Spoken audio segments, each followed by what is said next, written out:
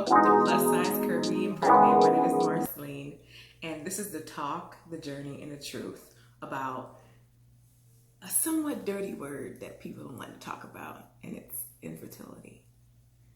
So, this is like a purpose project. It's not necessarily a passion project, but a purpose project. And the reason why I say it's a purpose project is because no one openly starts talking about their struggles.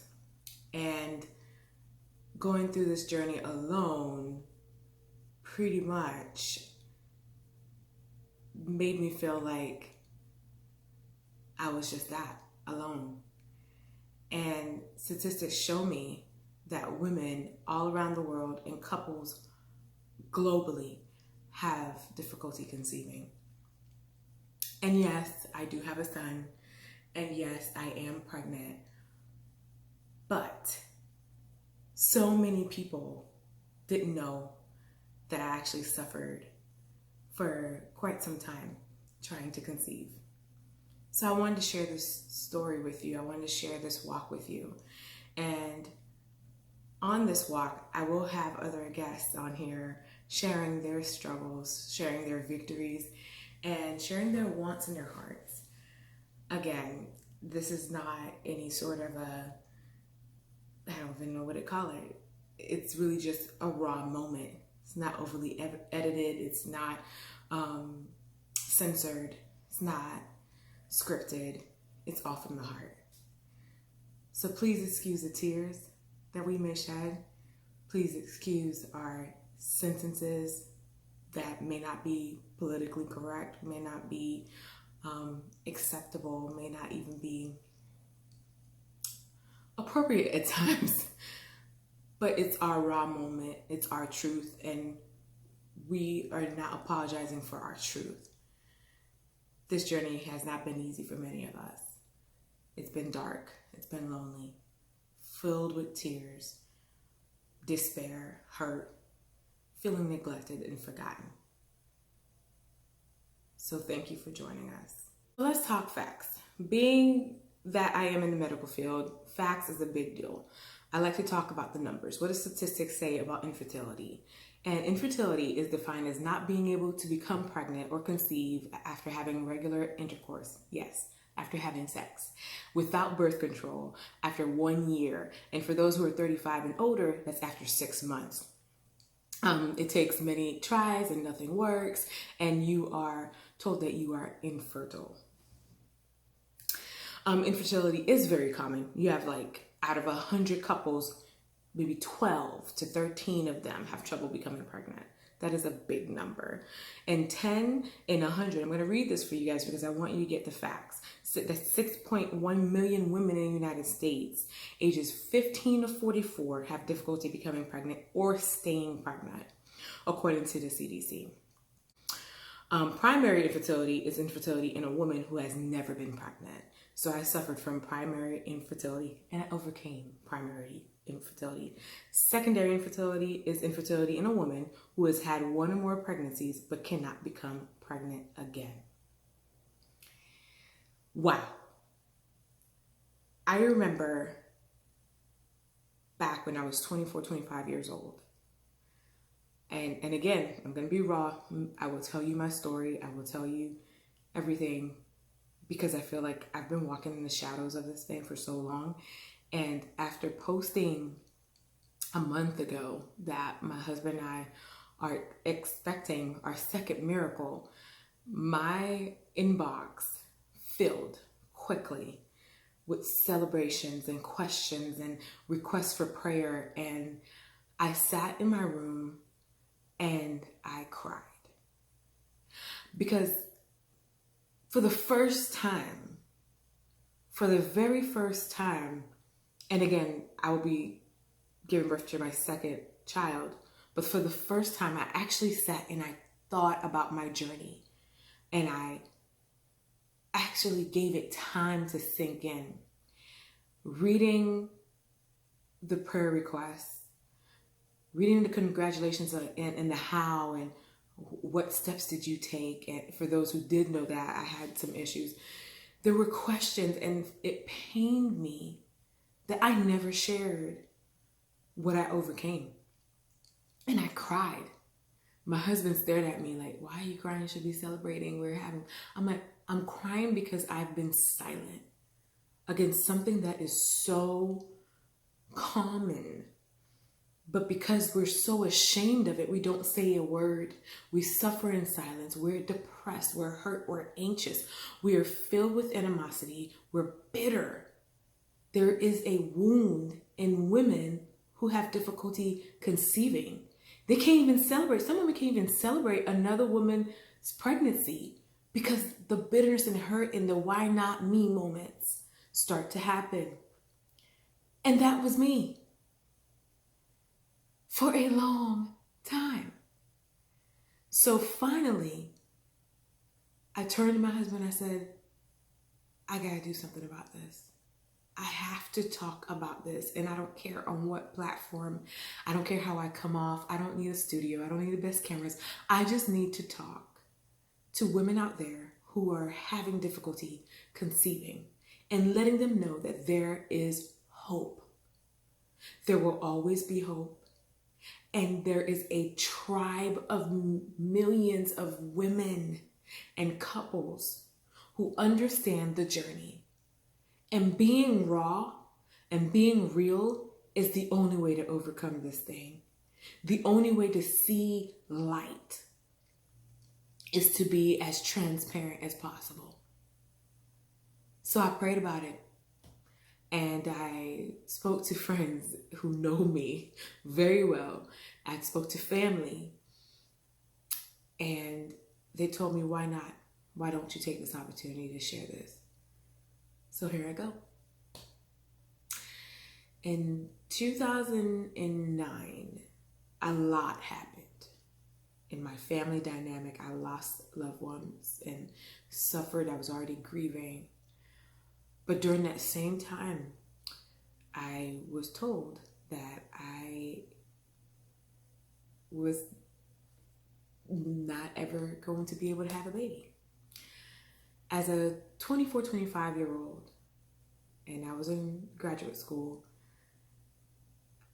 it didn't register. All I could think about was like, what do you mean? What do you mean I can't have a baby? Isn't that what my body does?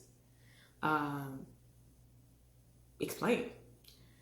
So I'm going to call this OB by their initials. It's IR, Pittsburgh, Pennsylvania. Hello. And they told me, well, first and foremost, your ovaries look like grapes, hardened rocks. You ovulating or having an egg that is healthy enough to be fertilized is impossible. Can you imagine being 24, 25-year-old? I'm full-time student, employee. I'm in a relationship with my now husband. How do you bring up, hey, so you may want to know right now that I may not be able to give you children, especially when you've already had that conversation and they shared their hearts and they want kids. So that was a big wake-up call for me. Is either A, I tell you now, and it's your decision if you're going to stay with me or not, or B, don't tell you anything and go through the process. And here I am, knowing in my heart that I've always had a desire to be a mom. I remember being a little girl and I'm like, I want to have a family one day. I mean, what little girl, unless you have chosen that, that's not a path for you. But I believe most women, most little girls, start playing mama from an early age. And I remember calling my parents. Those are my pillars. And my dad told me, he calls me mama. So he's like, mama, we are not going to say this right now. And I said, Dad, I just been told by a physician that I may have to try to go on some medication to over-ovulate, to get one egg, maybe possibly two, and freeze them for whenever I'm ready to fertilize them with whomever's sperm and have a baby. And hope that is a healthy baby. And my father wasn't hearing it. I spoke to my mom.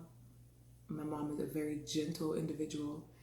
And all she said was, we are going to take it to the closet in prayer. And I said, okay.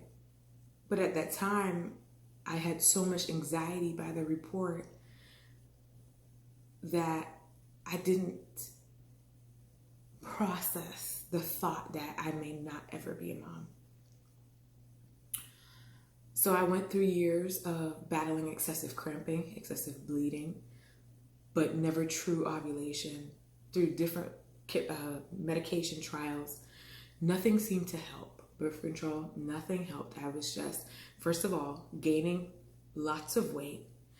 My body changed beyond anything from the medication for treatment for helping me feel better from having excessive cramping and pain, as well as chemical imbalances happening in my body, and which is later to be diagnosed as metabolic syndrome, pre-diabetic, and a slew of other things.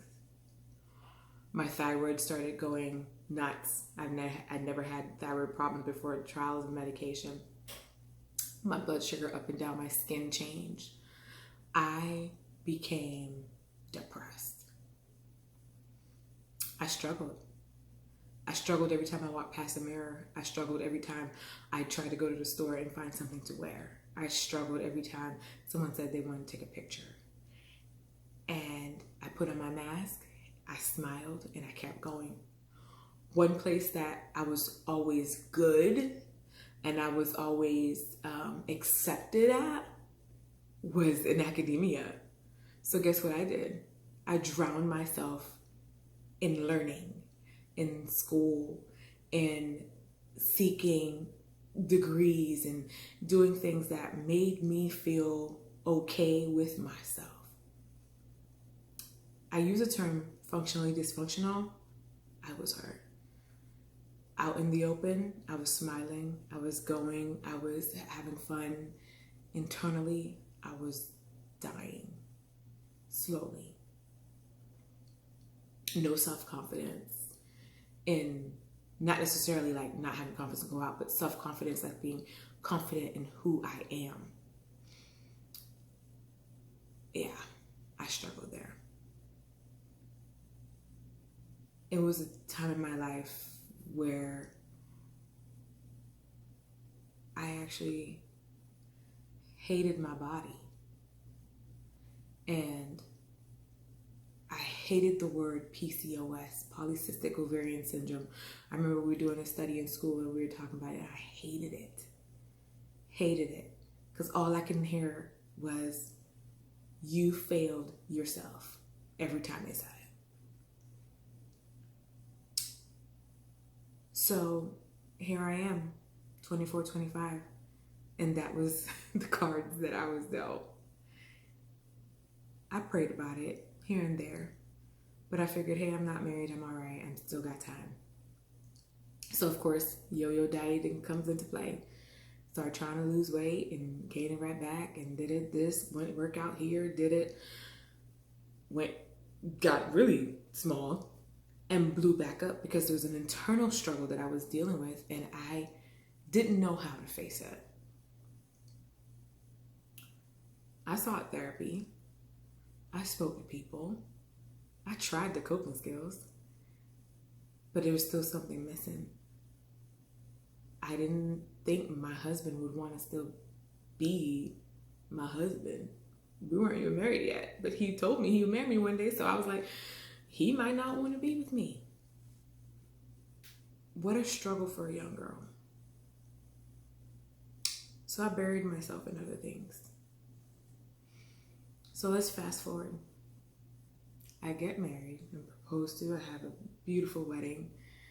I go on a weight loss journey because I said, hey, I have got to get because everywhere I go, before I even sit down to talk about something, the first thing, before they even read my charts, they're like, you need to lose weight. So of course I'm like, oh, this is all my weight. It's all my weight. This is what my weight is doing to me. I drowned myself in that because that's what I was told. And being in the medical field, that's the first thing you hear. They don't tell you about the mental implications that could be causing you to be infertile. They don't even try to. I remember going to see IR and he said, I don't need to do labs. And I said, why not? He said, because I already know what's going on. It's obvious. And at the time, I didn't know I had a choice to find somebody else. I just went with what he said and buried that in my mind. So, again, my husband sees past all the weight. He sees past all the tears. And he was hope for me.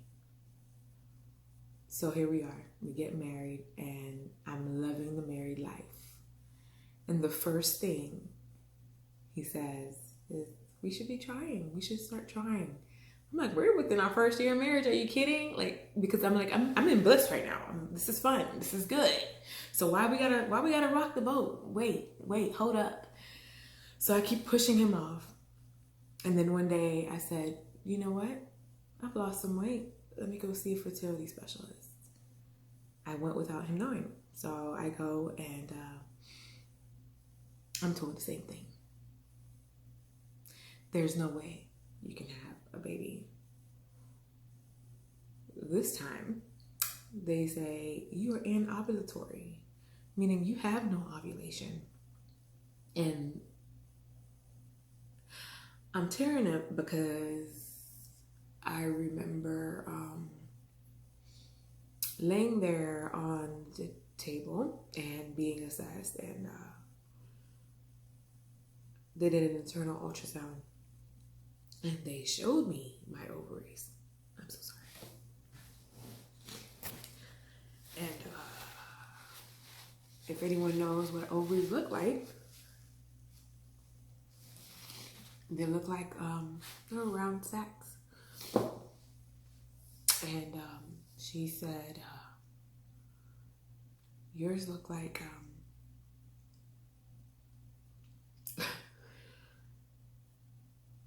your grapes has melted into each other. If you think grapes, just think about grapes. They just melt. And I looked at her and I said, well, what can they do about that? Like, is there anything they can do about that? And they said, not really. But you have to continue and see another specialist. And so they did some flushing. They say the fallopian tubes are open. Everything's open. Your uterus in good shape. Yeah, it had like these tiny little nodules, but they weren't worried about it. And we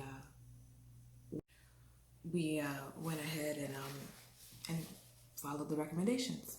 So I'm going through this process, and all I can think about is how much I'm a failure, how much my body's failed me. Why would God let this happen to me? Why? What did I do wrong? All I want is a baby. All my husband wants is a baby. And I'm not even sure if I'm going to get that. So we go see the other specialist. At this point, I've told my husband, and we go, and she's pretty much telling us what the reports say. Nothing positive is ever coming out of these appointments, one after another. They prescribe me to go back on birth control to see if I can ovulate. Then I do some uterine scraping, removing layers of uterine product to see if implantation would happen. But first they have to get me to ovulate. So I'm on Metformin. I ended up actually passing out while my husband's overseas on tour. I know he's coming home. So typically what we used to do is I start every cycle right before he came home. We had to be on a schedule. That took the fun out of everything you could think a newlywed would want, right? Everything's on a schedule. Spontaneity? Yeah, right. Yeah, no, that left once you told me we wanted to have a baby. So every time he would come home, he's on a calendar, I'm on a calendar. We got to do this shot and we got to take these medications and we got to make this work. We have to check our temperature. We have to go through the process. We have to ovulate. We did 4 cycles of trying to pretty much prime ovulation, because being in ovulation meaning there is no ovulation. So I may have a cycle, I may not have a cycle.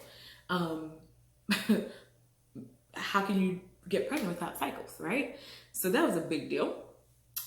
I'm giving myself all the shots you can think about.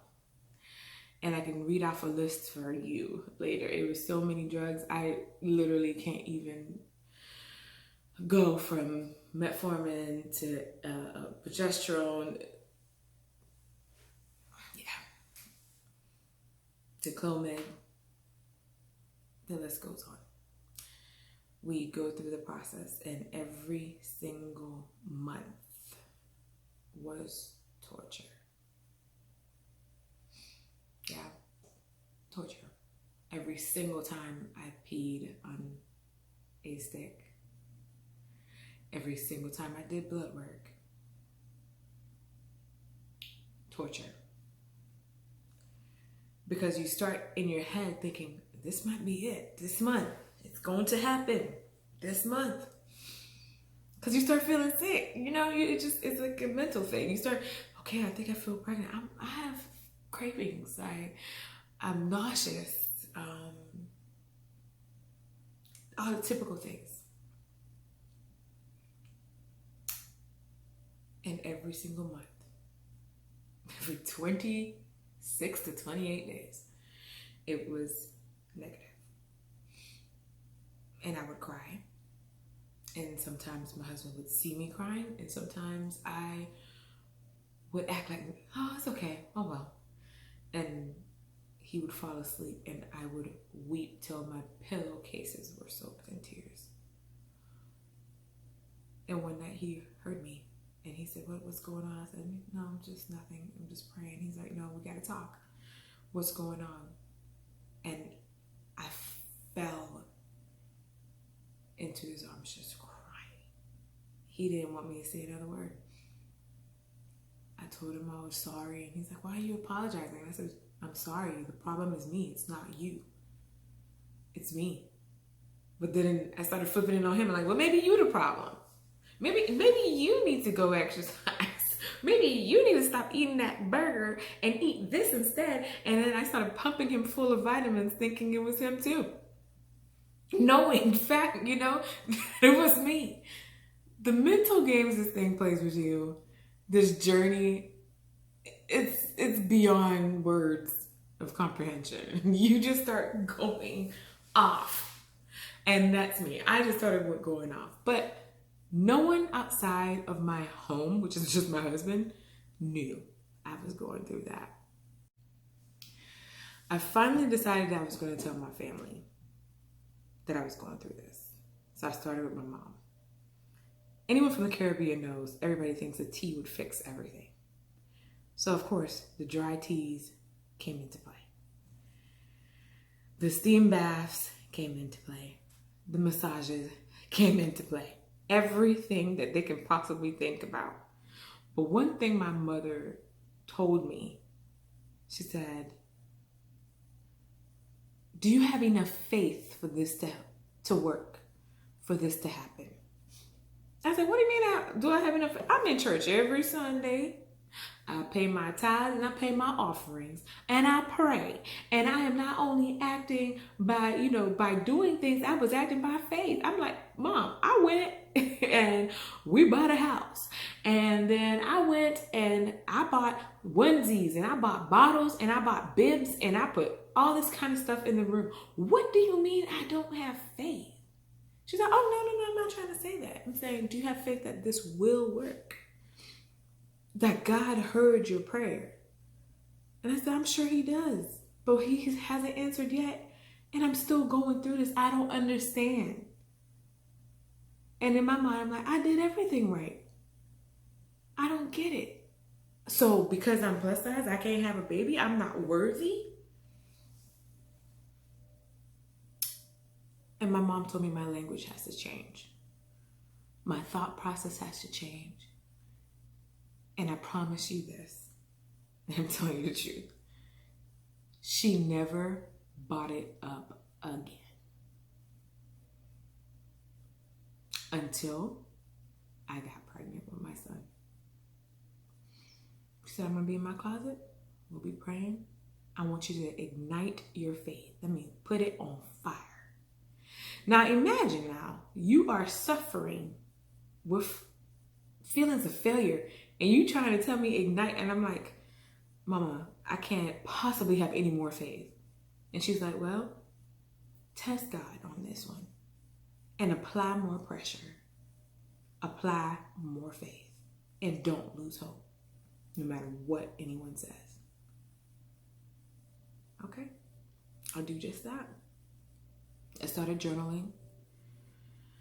I started going on walks alone just to process. I started even asking God, like, God, if there is a sin that I've committed that could possibly be blocking this blessing, I ask you to bring it forth, and I ask you to forgive me. And sure enough, I started doing some soul searching, some digging, and there were things, there was animosity, there was pains, there was hurts that I didn't realize I had buried along with everything else because I had so much going on. And I started operating and thinking in a different way. I started operating and doing everything in a different way. And I still do that today. The forgiveness and the bitterness, that's for another episode. I'm going to share that with you later. Because I feel everyone needs to go through that unloading process. And truly forgiving not only those who've hurt you, forgiving yourself, and understanding that you did nothing wrong. This journey is just that. Yeah, it's just that. It's a journey. It's a journey of self-discovery. It's a journey of understanding your own pressures. What can you withstand? What are you willing to withstand to get where you're wanting to go? The agony, the pain, the poking, the prodding, the blood draws, the urine dips, the scans, internal and external, and the judgment. Not only from yourself, that you're judging yourself, but every time you walked into a healthcare provider's office and you felt like you're being judged before you ever open your mouth. And being that I'm beautifully melanated and I am Black, unapologetically, the first stigma that is going to happen is that Black women are strong. They can withstand anything. Nothing bothers them. They don't get angry like that. But then you have the tribe of individuals like, no, Black women get angry. So when you start voicing your concerns to people and you start standing up for yourself, they try the angry Black woman. Because that's what happened to me. I came to a place where I got fed up. I got fed up. I mean, I didn't want to hear nothing that a medical provider, a colleague, had to say about my weight, about my journey to fertility. Have you ever been so hurt that you just get so tired? That was it.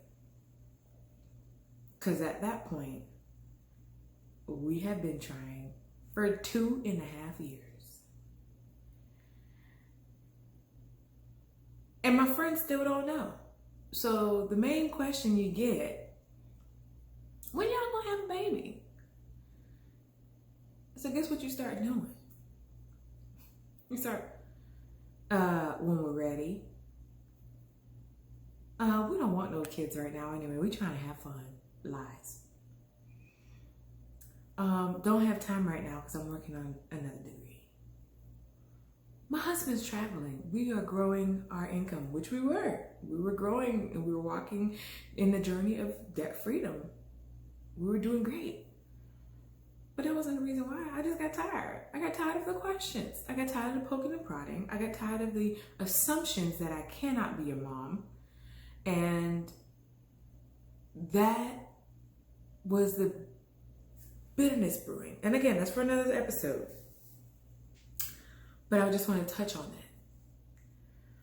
There's just so many parts of you, so many sides of you that come out on this journey that you don't even know existed. I didn't know I can get that angry. I did not know that internally I can get that angry after being so sad.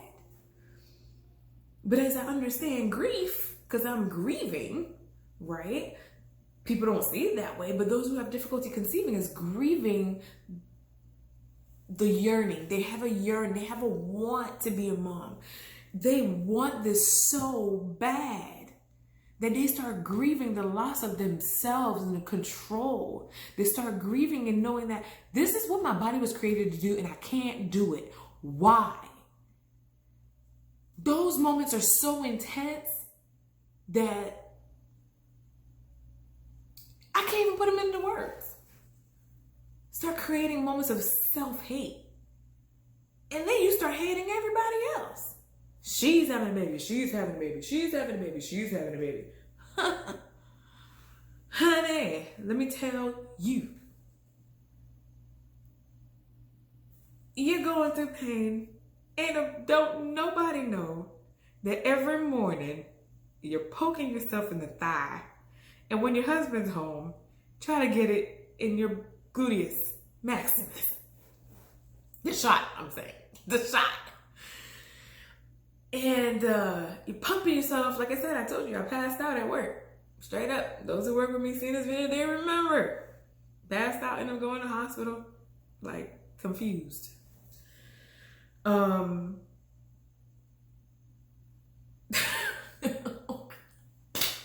It's like this is bringing out so many emotions in me right now. I want to cry, I want to laugh, I want to scream. It's PTSD. I mean, come on. And most of us who walk through this journey, it's pretty much that. But this part, I'm going to talk about what happened in my world during that time. Year 3. Here we go. Everybody around me starts getting pregnant. Every single, I felt like it was in the water, and please give me a hose so I can drink from that hose. That's what it came to. Give me a hose. I done lost the weight. I did the treatments. They failed. I kept going. I kept pushing. I kept going. Bought the house. Got the onesies. I'm waiting. And everybody got pregnant. But me. And people who would tell me it was a mistake. This ain't mean to happen. It was a one-night stand. I'm looking at them like, did you just say this was a mistake? Well, lucky you. Lucky mistake. It wasn't meant to happen. That wasn't the guy you met. Wow, that's amazing. And I'm like, well, God, I had to go into the cycle like, I'm married. I actually want this. It wouldn't be a mistake. We're not trying to prevent this. Why not me? And then, like I said, everybody's pregnant. So here I am. Text messages, I'm pregnant. Showing you the ultrasounds, you're pregnant. I'm like, yeah. And I'm excited. I'm happy for them. But I'm also upset. Like, why not me? And people from my church know and remember this season. I think they were like, 12 women pregnant all at the same time. And I'm looking like, what am I missing? Like, okay, maybe I'm not praising like her. Maybe I'm not praying like her. Maybe the pastor said a word that I didn't receive like they did. So I go to church, and some Sundays I could barely stand up. I could barely praise. I can barely push past the heaviness that I was feeling. That it's like I'm smiling, but I'm angry. It's like, you put, like, whoa. So in order for me to stay out of the way, I start doing. Normal me. Doing so I can not think, not hope, not dream. Just keep doing. But God caught up with me quick. Because during that time, I had finished my last cycle of treatment before the very, very last step would be actually insemination, artificial IVF.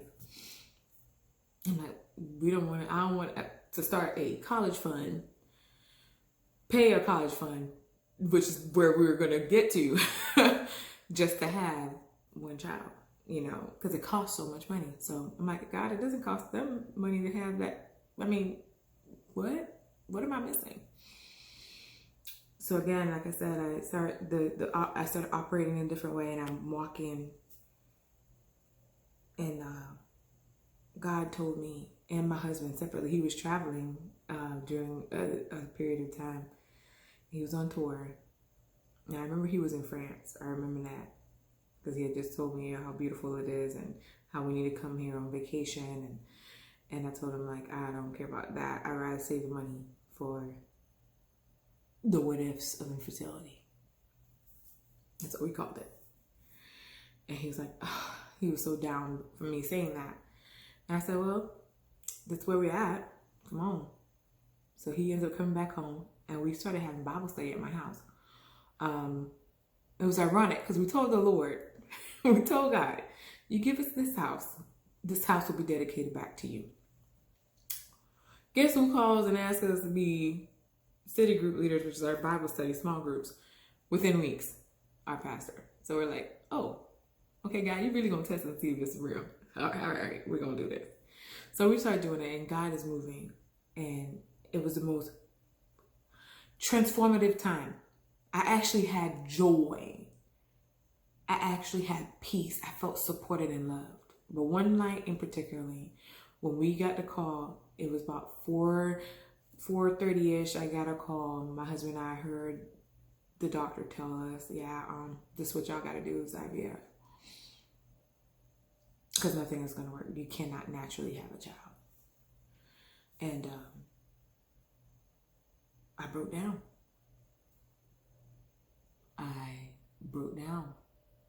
And I will never forget. Everybody's coming over for Bible study. And I said to myself, how am I going to encourage anybody in this state of mind? But in my typical me motion, dysfunctionally functional, we pushed through, got cookies out, the juice, and welcoming everybody. And then we started talking. We were in the study, the Circle Maker. I remember that. And I have it all written down in the journal. And it was towards the end. And I told them, I said, we were talking about all this stuff and what prayer can do. And I stopped everything. And I said, I can't even encourage y'all today. I can't even share anything else. I'm empty. And I told them about everything. Mind you, somebody who hasn't told their closest friends. Barely just told your parents. And my husband's shocked. And those individuals surrounded me. They laid hands on me and they prayed for me. when I could not pray for myself. I never thought I was that loved by my church family, which is crazy because I'm very involved in church. That was in October of 2016. And around that same time, like I told you, everybody was getting pregnant. Everybody was pregnant already. They all giving birth. And then God told myself and my husband separately, I want you to sow. I want you to serve. And I want you to fast. And I'm like, God, I already do all that.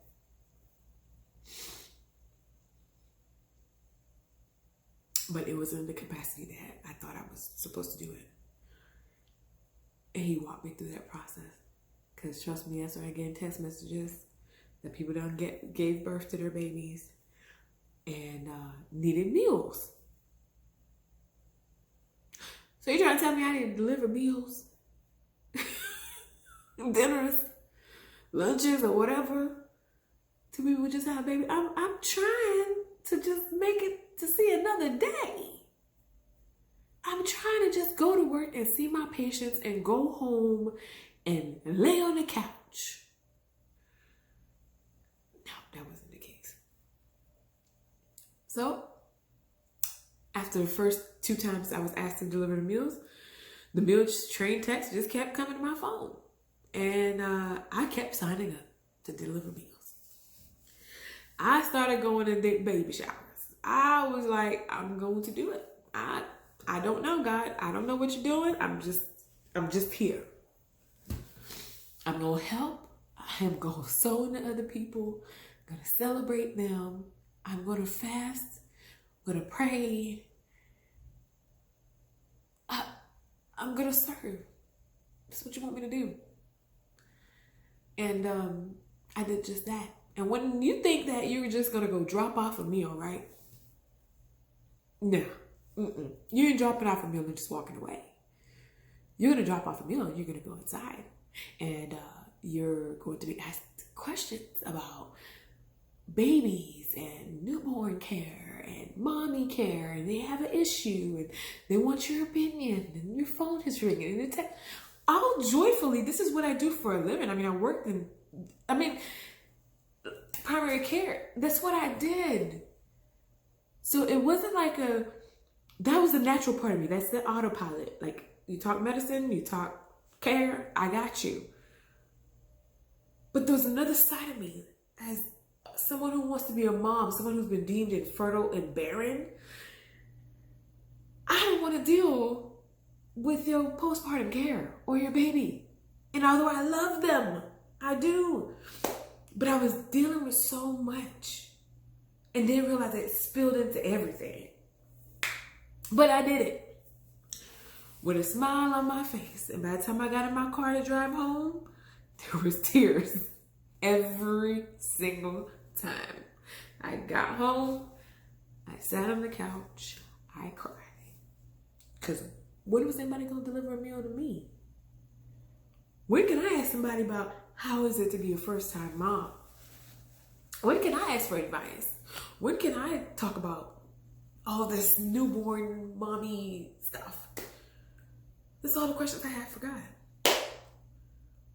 But I told the Lord, again, every single time I went for a walk, there's something I did, there's something I was going through. God, please forgive me. Help me to push past that, see past that, go past that, and really dig into this thing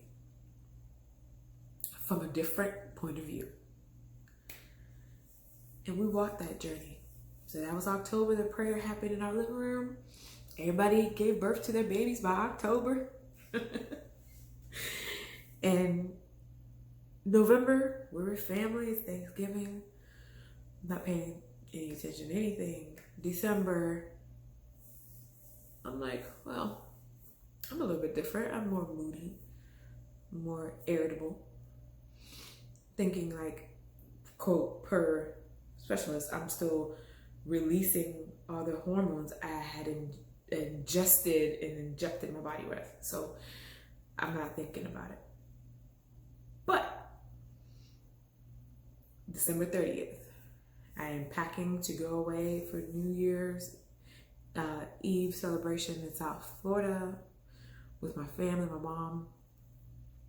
And I'm listening to one of my mentors, Dr. Phil Phillips, preaching. And they had a revival. And I felt a move of God.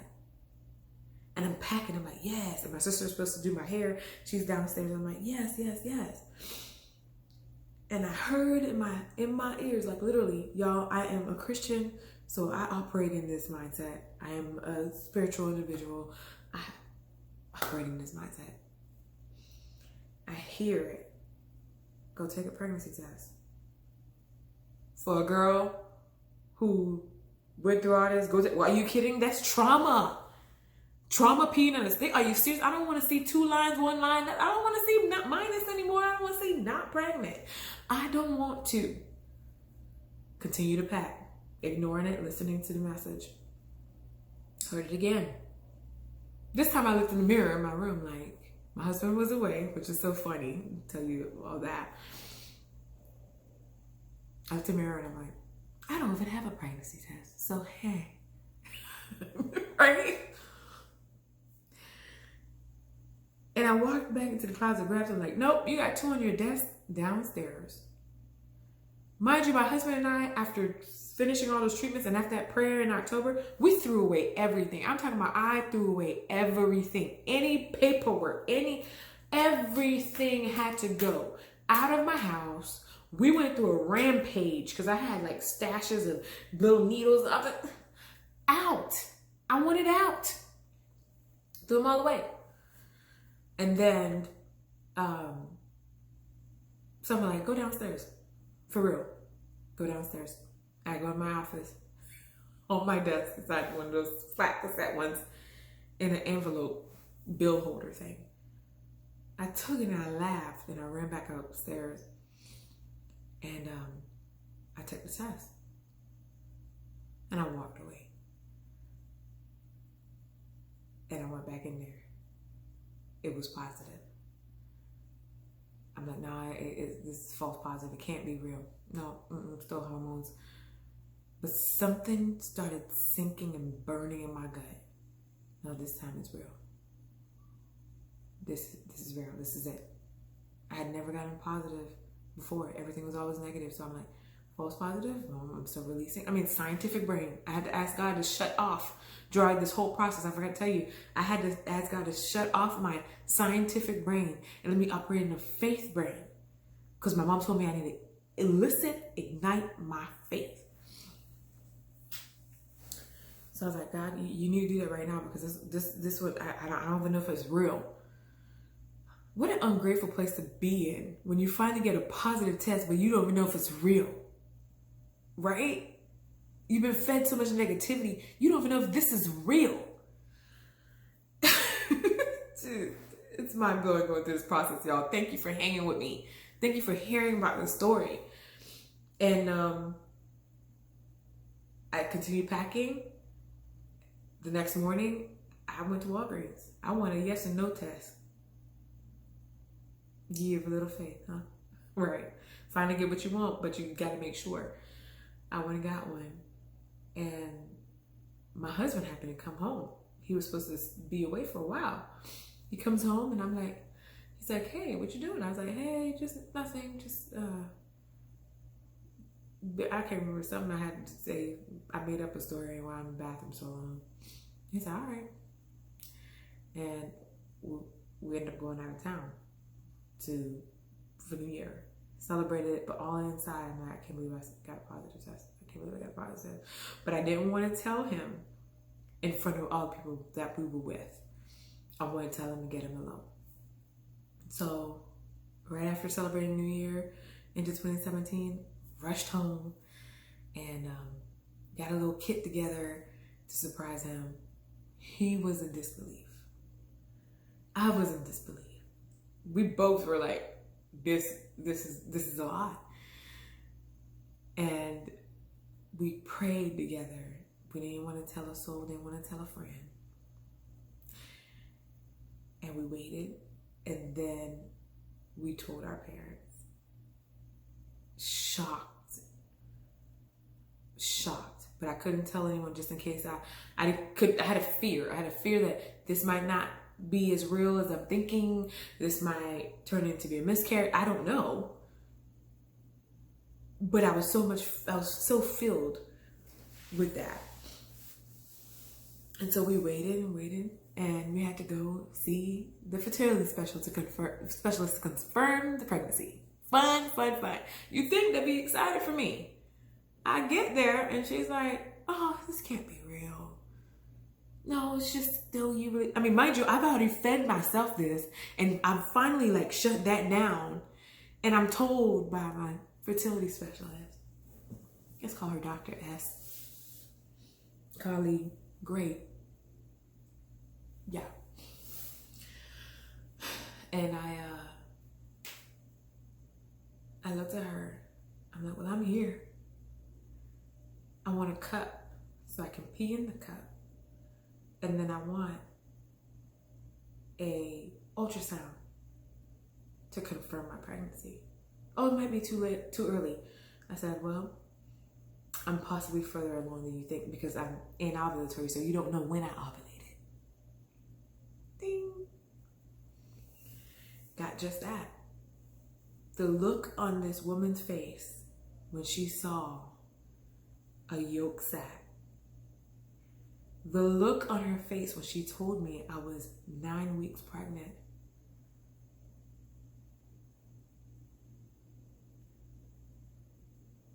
I wish there was a camera. She didn't expect that from me because I was plus size. Struggled for 3.5 years. And God moved in my darkest place.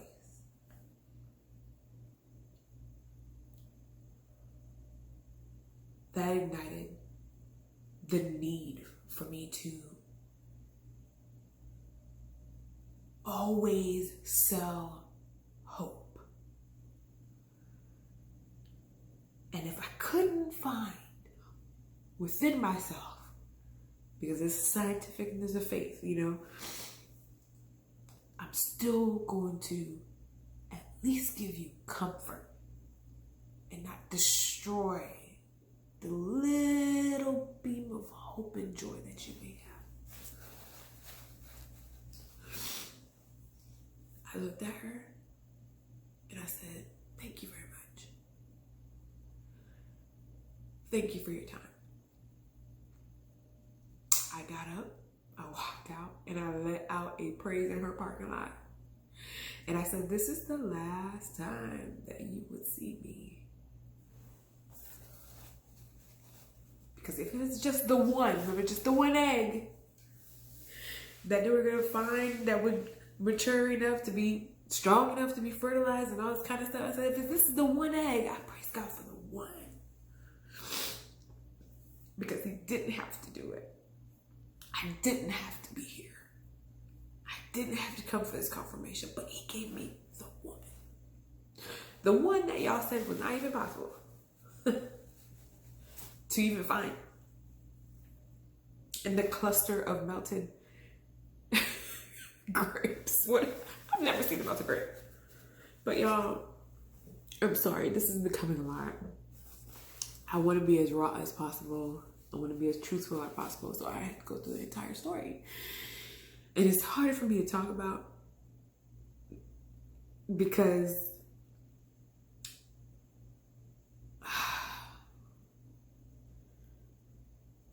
I don't know. I've never unpacked it. And I never want anybody else to get to a place that they forget to unpack their feelings before they move to the next thing. And that's where I'm going to stop today. But the next episode, I'm going to interview my husband. And I want y'all to watch this. It's going to be funny. It's going to be raw. And we're going to cry again. Because again, this is my testimony. And I believe in testimonies when we testify of the greatness of God. We cause transformation not only in ourselves, but in others. And we inspire and bring hope. So this is my story of hope. Whatever woman, anywhere, has gone through, is going through, I want to sell you hope. Tangible hope. Have faith. Don't give up. They don't have the end result in hand. I need you to know that. And I'm going to end with this verse from the Bible. Is Revelations 12:11. We overcome by the blood of the Lamb and by the word of our testimony. Your testimony may feel so far-fetched right now. So far-fetched. Your testimony may feel like a fragment of your imagination. But you know what? I want you to stand in the mirror, maybe even record yourself telling your story from the beginning. Someone needs to hear it. Someone's going through it. And we're all really, all of us are not alone, and we're in this together. Not only during this pandemic season, but just in life. We all have a story. And again, I wanted to just share mine with you. I'll see you in the next episode. And I promise I won't cry this much. But again, I wanted you to see the real me. Y'all have a wonderful, wonderful week. Love y'all.